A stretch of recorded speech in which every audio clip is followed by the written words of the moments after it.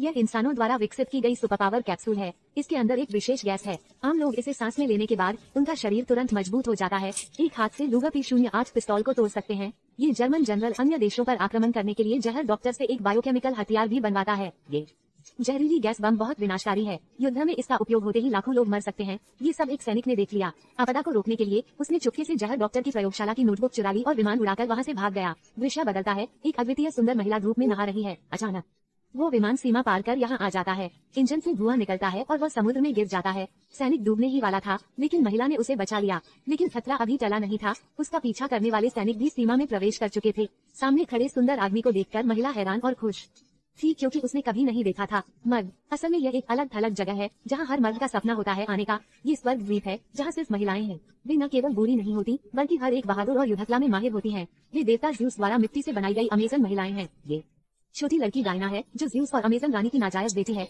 बचपन से ही वह सबके साथ प्रशिक्षण लेती है। 7 साल की उम्र में उसने विभिन्न युद्धक तकनीकें सीख ली। बड़ी होने पर उसके अंदर की दिव्य शक्ति जागने लगी और उसने जल्दी ही स्वर्ग द्वीप की सबसे ताकतवर दूसरी महिला को हरा दिया। पहली बार मर्द को देखकर डायना थोड़ी असमंजस में थी। अभी वह पूछ ही रही थी कि क्या हो रहा है, तभी बड़ी संख्या में सैनिक अंदर आ गए। अमेज़न महिलाओं ने घुसपैठियों को देखते ही युद्ध की स्थिति में प्रवेश कर लिया। युद्ध शुरू होने ही वाला था। शुरुआत में अमेज़न महिलाएं ऊंचाई पर थी, लेकिन दुश्मन बंदूकें और तोपें इस्तेमाल कर रहे थे। जबकि वे ठंडे हथियारों का उपयोग कर रही थी। आमने सामने की लड़ाई में वे तुरंत हताहत होने लगी। हालांकि अमेज़न महिलाएं बहुत ताकतवर थी, लेकिन जर्मन सेना के उन्नत हथियारों का सामना करना मुश्किल था। कई लड़ाई के बाद अमेज़न महिलाओं ने अंततः जीत हासिल की, लेकिन भारी कीमत चुकाई। रानी ने तुरंत मर्द से पूछताछ की, लेकिन उसने कुछ भी कहने से इनकार कर दिया। इसलिए उन्होंने सत्य की रस्सी का उपयोग किया। फंसे हुए व्यक्ति को केवल सच बोलना पड़ता है। असल में मर्द का नाम स्टीव है, जो एक अमेरिकी जासूस है। इसके बाद उसने जर्मन सेना के जहरीली गैस बम के षड्यंत्र का खुलासा किया। डायना ने सोचा कि युद्ध के देवता एरिस सबके पीछे है, क्योंकि एरिस ज़्यूस का बेटा है और उसे इंसान पसंद नहीं है, इसलिए वो अब तक इंसानों के बीच युद्ध भड़काता है। इसे रोकने के लिए डायना ने युद्ध के देवता एरिस को खत्म करने का फैसला किया, लेकिन उसकी मां ने उसकी योजना का विरोध किया, क्योंकि एरिस की शक्ति बहुत अधिक थी।